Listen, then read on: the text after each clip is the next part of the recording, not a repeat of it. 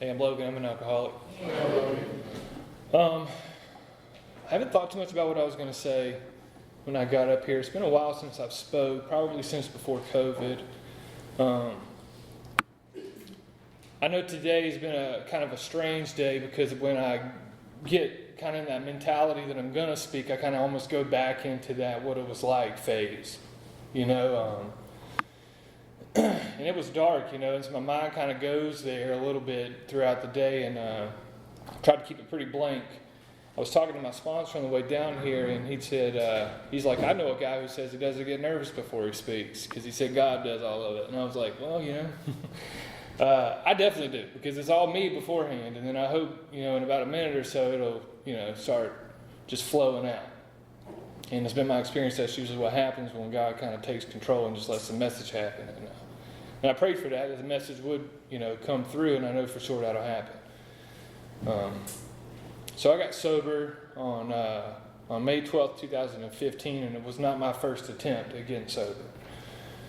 There's a story with Ryan that I said that I would tell him. This is when I got sober the first time. It was like 2011. I'd gone through Samaritan Colony, which is a local treatment center down there in Rockingham, and I did everything but work the steps. It's just as honest as I can be. I chased women in the rooms. I would go play basketball with the fellowship, but I never was really interested in the solution of Alcoholics Anonymous, more interested in the women in the fellowship.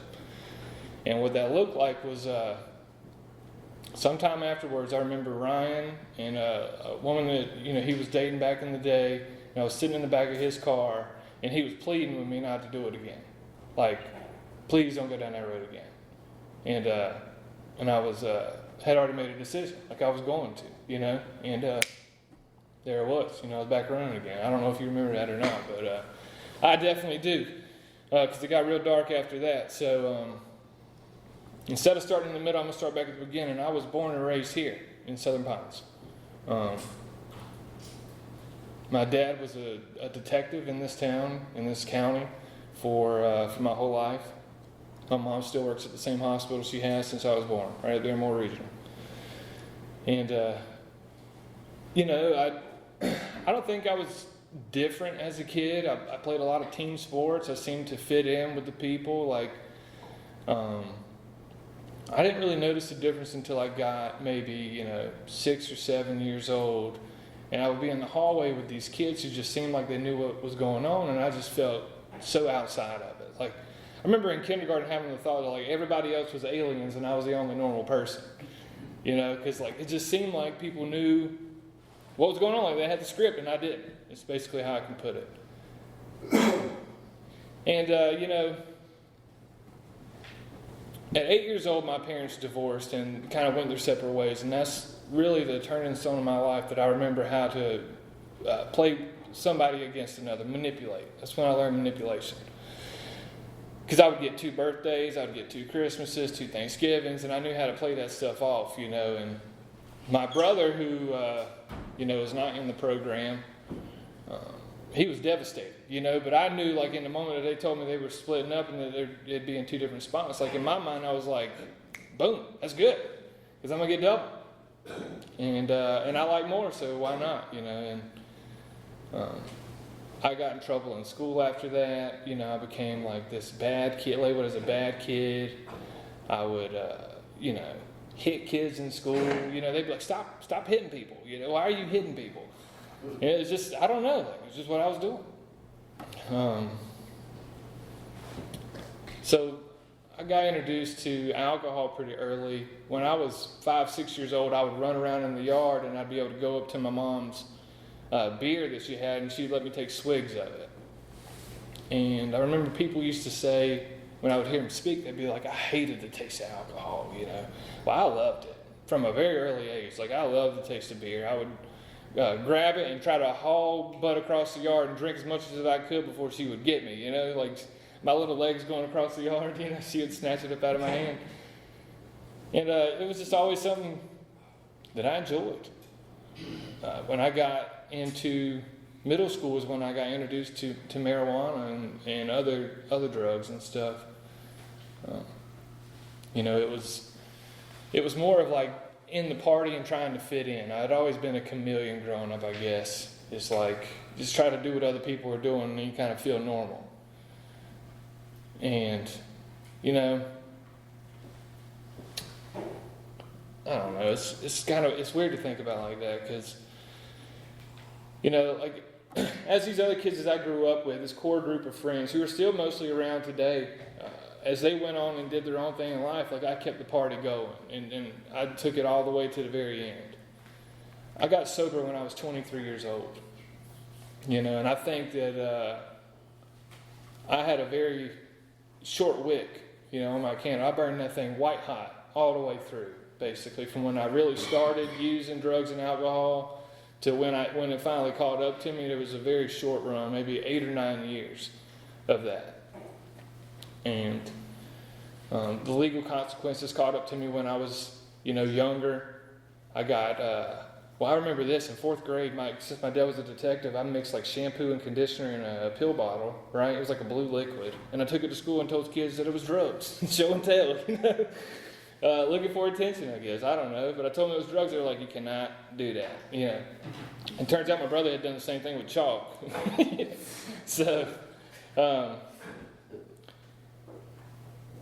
I didn't really get in trouble then, but I remember, you know, going through high school, smoking and drinking almost every weekend, trying to fit in with these kids, right? Like I had this core group, and we were, you know, as kids were preparing to go to college, and they were in college, university prep or whatever they call it in high school now.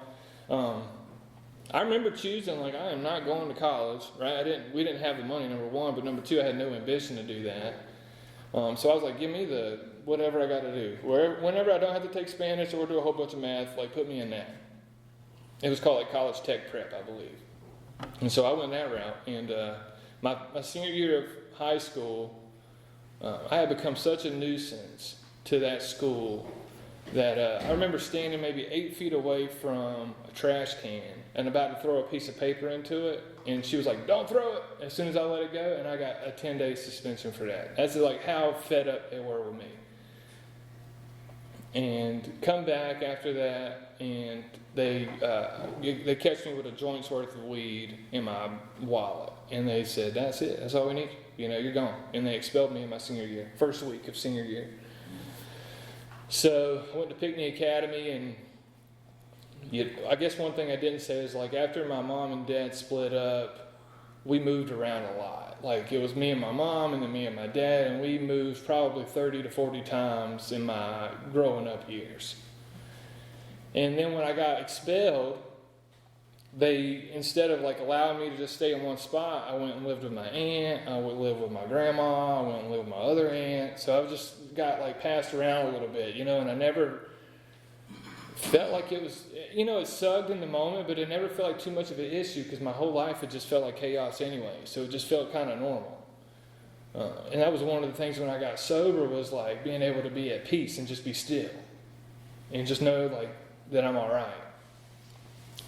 So anyways, I get expelled, and I have to go off to Pinckney Academy, and I'm still drinking and using drugs. And I remember looking at this photo of me standing in my aunt's yard, and it's like, it's disgusting. You know, I have this like white button up on, and my skin's like pale white. I look like a skeleton. And I'm just like, dang, you know, like you don't recognize how bad you are until you go back and look at photos like that, and you're like, holy crap, like I look bad. I was in bad shape, you know. And, you know, right after high school, I didn't have gainful employment. I was just bouncing around doing odd jobs and stuff. And, you know, I got employed by this landscape group that was working on my dad's house when they were building it. And, like my first week, I get arrested, you know. And it was like the first time that I had been like arrested. And I got caught in Southern Pines with a whole bunch of stuff that I was not supposed to have, with some guns and stuff like that. And they took me to jail, you know.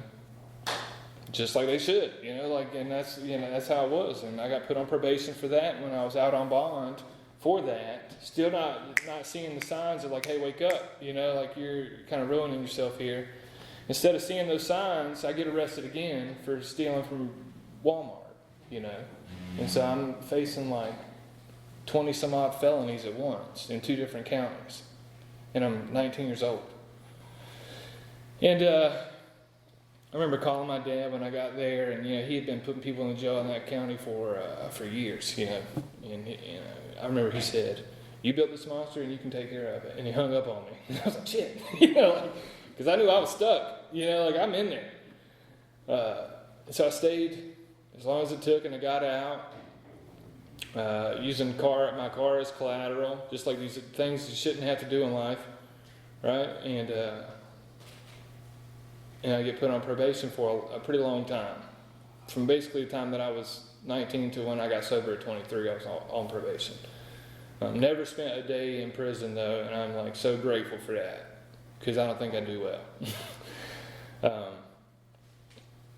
Yeah, so like I guess my first attempt at this thing, well, I'd heard people were alcoholics when I was younger. They would call my grandfather a functional alcoholic. He was, you know, ran a construction company for 50 plus years and did really well at it, would always go to work, but he would always come home and he would drink.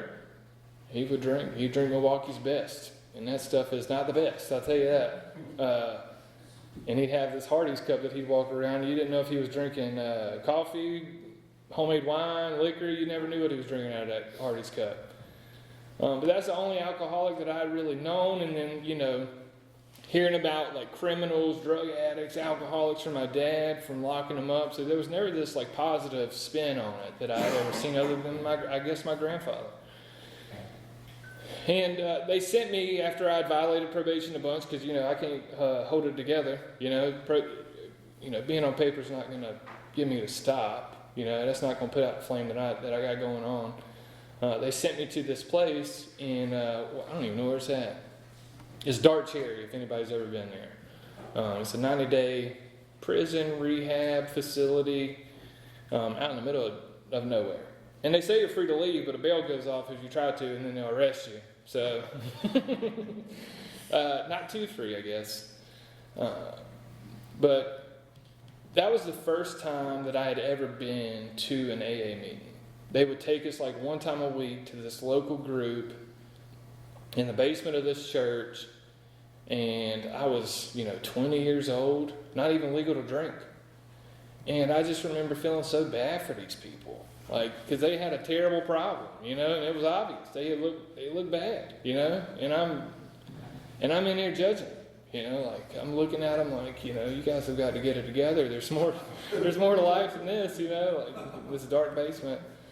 So while I was in there, they would have us fill out these sheets. So how do you feel, and you'd have to write it out. And man, that thing, it didn't work. Also, the staff members in there would bring us, alcohol and drugs in there too. So it is what it is, like if it was there, I was using it. So when I got out of there, they sent me to Wilmington, North Carolina. Well, they didn't send me. I volunteered to go to Wilmington, North Carolina, and the day that I left, I chugged a bottle of codeine on the way out, And so I get down there, and they drug test me, and they're like, well, you failed your drug test. I thought you'd been in the facility for 90 days, And I was like, well, damn, I guess I didn't mean to, just trying to manipulate the system. They let me stay. And I stayed there for probably 2 weeks until this girl invited me to come stay with her, and it was over after that. Like, I remember giving away my boots, my work boots, because I knew I wasn't working anymore. That was decided. I gave away most of my possessions and moved in with her, and it was on. Like, we were going to the bars downtown Wilmington. I feel like every alcoholic they either end up at the beach, or they're moving, or they're going to school or something. It's always that. So I was down in Wilmington for a little bit and on probation, and they gave me all the chances they could, and then they violated me down there, and she ended up just leaving my stuff out on a balcony. And so I moved back up here, and I was on probation, and they had pretty much let me know that if you fail another one of these tests in here, you're going to prison. Like, there's nothing else we can do. We've violated you like 5 times. Like, you can't really do much more. So I cut out all the pot smoking and stuff, and I just started drinking a lot, man, like a lot. Every ounce of energy that I put into all that other stuff, I put right back into drinking. And the gas station was a block away from my house, so we would, cases upon cases of beer, and it was just like an ongoing thing. And that whole point of my life just feels like a blur. It was like constantly blacked out from drinking. And, I ended up saying, I absconded from probation basically, and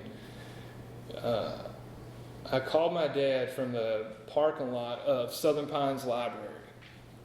And he had an idea of what was going on with me, like, it didn't take much to figure out, but I'd never told him about the extent of how deep I had gotten into it.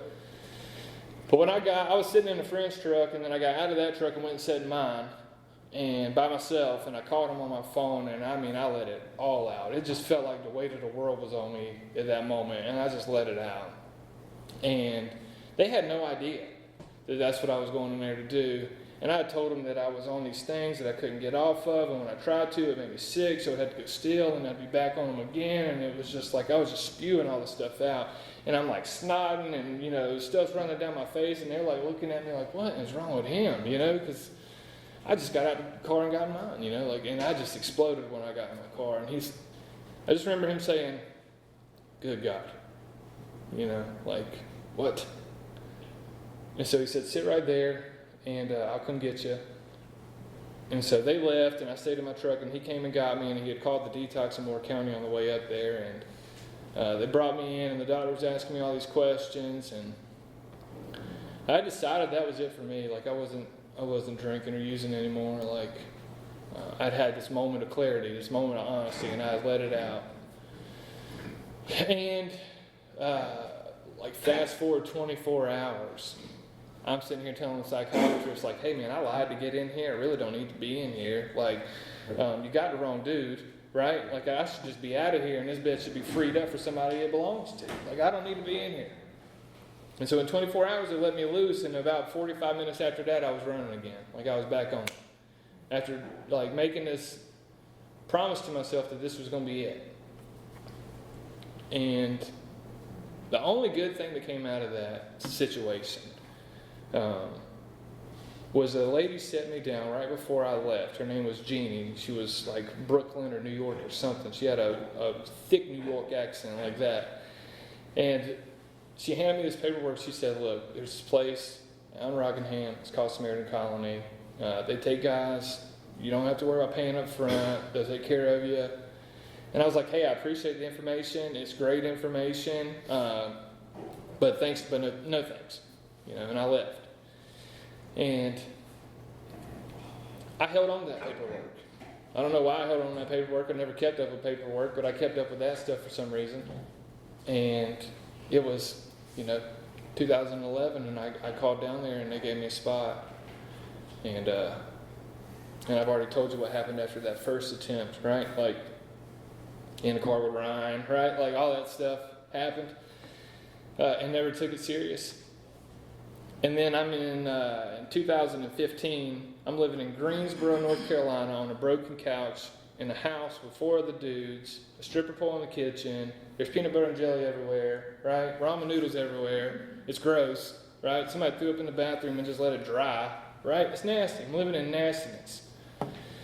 And I call him, and I'm like, look, man, give me a spot. Please just let me come back in and do this thing right, And he said, be here on Wednesday. Well, Wednesday comes around, and I'm expecting a check on Thursday, right? So I'm lying on the phone, right? Oh, I got to do this. Can I come tomorrow, right? Like, he's like, look, man, I'm going to give you till Friday. And if you're not here on Friday, then you're not coming here. And I burnt every bit of that $300 check up. You know what I mean? Like, every bit of it. All but $5. I woke up in Winston-Salem with $5 in my pocket. Unshaven, T-shirt raggedy, flip-flops on, and I drove my truck to Samaritan Colony on $5. And I parked it. And it was like out of gas, basically, when I pulled up.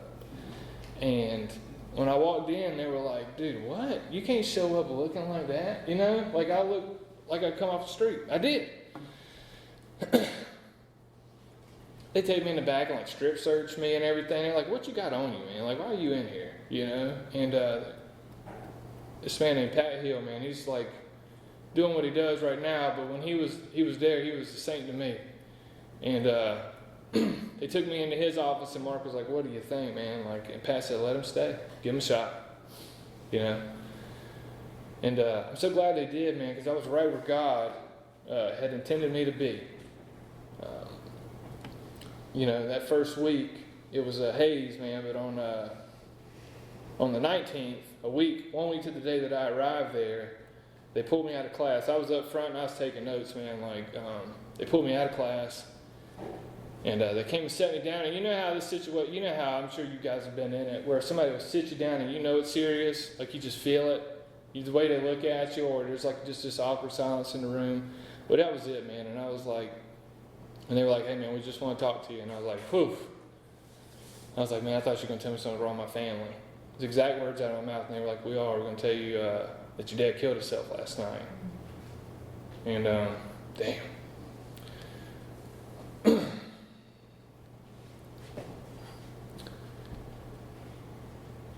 It was like a week before that. That they had told me that I was, man, I hadn't thought about this stuff in a long time. That I was in Greensboro, and I had called him and asked him for some money, and he told me no, you know, like he should have, because he was enabling. He told me no, and I told him what I thought of him, you know, and it was over, and that was the last thing I ever said to him.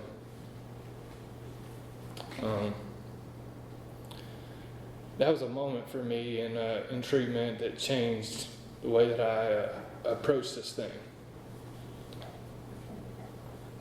He died as a result of alcoholism, untreated, on basically the same stuff that I was on. He just got his from a doctor. It's the only difference. And yeah, man, like I had this newfound motivation after that to really get after this thing and start paying attention to what they were saying. And when I got out, see, I had moved all over the place like I told you, but because I always thought this area was my problem. It's these people here. There's nothing to do. There's only a movie theater and a bowling alley. The only thing you got to do around here is get drunk. And I ran from this place for years, and I ended up right back here in this recovery homes behind Arby's, and that's where I got sober. Because, and just like you guys know, it's not the place, right? It's the person. It was me. And I needed to change, right? Moore County is always going to be Moore County. I needed to change. I don't even have a clock on me. But yeah, so I got a sponsor. At first, I thought I needed somebody with 30 years because I thought I was a severe case, right? I need somebody with all this knowledge, all this experience. And those people are great, and I have no problem with that. But what I ended up with was a guy with 11 months who had just finished doing the steps. And he was on fire for this thing. And me and him would meet every single week, and we would read in the book. Word for word, straight out of the book. And when it came to do a step, we did it. Right? When it said do the fourth step, like that's what I did. And I dragged my feet. I think everybody does, right? I dragged my feet a little bit on my fourth step, but it was thorough. I know that today. My fourth step was thorough. And when it said pray, get on your knees and pray, that's what we did. And we carried the message together all over the place. All over. Moore County, Montgomery County, right? And I knew I wanted more for myself than to just be sober, right? Like I knew I wanted to be sober, and without that, and without like having God in my life, that I'd never be able to grow and be a man, right? Like have things and and have nice things and have a life. So I thank God for Dan, man. Like I had all these perceptions of the church and like the God that I had known when I was a kid and stuff like that. And, he taught us just like we get taught. You can have the God of your understanding and you can just run with that. And I did, man. And that was a blessing. Just having that simple wall broken down to be able to build up upon the God that I understand was such a huge revelation in my life. I can't say that enough. And so I got into school pretty early. I got into Sand Hills Community College and started going full time while going to meetings at night, and it was exhausting. I'd have term papers to do, and I'd go to a meeting at 8 o'clock, come home at 9, and I'd be writing papers till in the morning. And I'd get up first thing in the morning and go to school, and I'd do it all over again. And that was my system. Like, that's what the structure that I had in early sobriety that I felt like carried me through that early stage. Because I had never had time to really go out and do things. I was focused. I was focused, and I was in it. And the only employment that I could find was with this guy named Robbie, and he would help me go muck stalls out of this lady's horse farm. And it's a weird thing, because he would be playing Bob Marley, like, don't worry, you know what I mean? Like, he'd be playing that stuff, and I'd be scooping horse poop, but I felt like so at peace. Like, my life was so good. And I remember standing there in the breezeway of that horse farm thinking, like, this is it. Like, I'm surrounded by horse poop, but I feel like the most at peace of my life that I've ever been. And those feelings in early sobriety are hard to recapture. I get glimpses of them now, But those moments in early sobriety, when you finally get that relief, right? That obsession is gone for the first time in a long time. You just have that peace. So, I did that for 2 years, and I got into this program at Sand Hills. It was called C-STEP. They still have it. For any of those young people thinking they want to go back to school, they still have this program where you got to get into it early. That gives you admissions into UNC Chapel Hill. And I worked towards that. And you had to maintain like a 3.5 GPA, and I did that.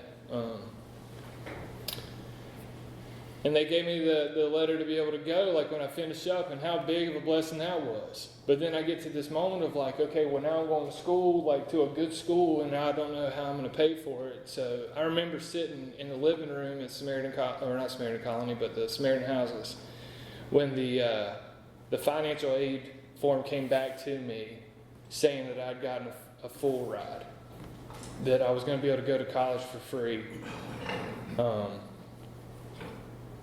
I remember the first thing that I did when I got that email is I walked up the steps and I went and knelt beside my bed and I prayed, and I thank God for that. And then I called my mom and I said, hey, Mom, I made it. I've made it. I'm going to be able to do this thing for real. And, I'm sober through this time, and I ended up going to Carolina, and I knew that 2 years in a recovery home was great, but I felt like I needed more structure when I was up in a new area. So I enrolled and stayed in an Oxford house for 3 years up there. And I met some incredible guys. And I got involved in this collegiate recovery program in Chapel Hill, and I started working at student wellness. And I was carrying the message, and I was speaking, and I was sponsoring guys, and it was a beautiful thing. I was traveling the world, not really the world, traveling the United States, speaking at these collegiate recovery events, and it was just amazing. I was able to go to Colorado, to Houston, Texas, where I met my fiance now. I met her at one of those conferences. And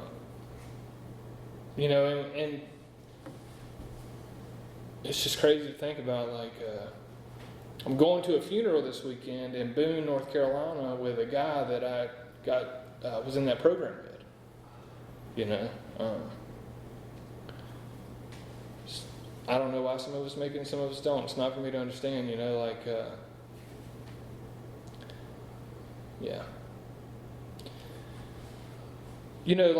The thing that I do know is this, is like, I come up here and speak because I know it helps people and I know it helps me.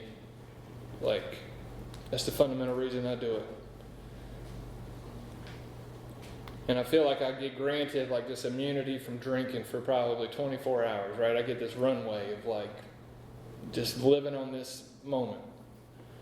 And it's an amazing thing. Like, today what I do, I work from home. I'm at home and I'm working. Like, it can be isolating. The majority of my friends today are in AA, and I talk to them all the time. Play golf with them. We go to meetings together. I'm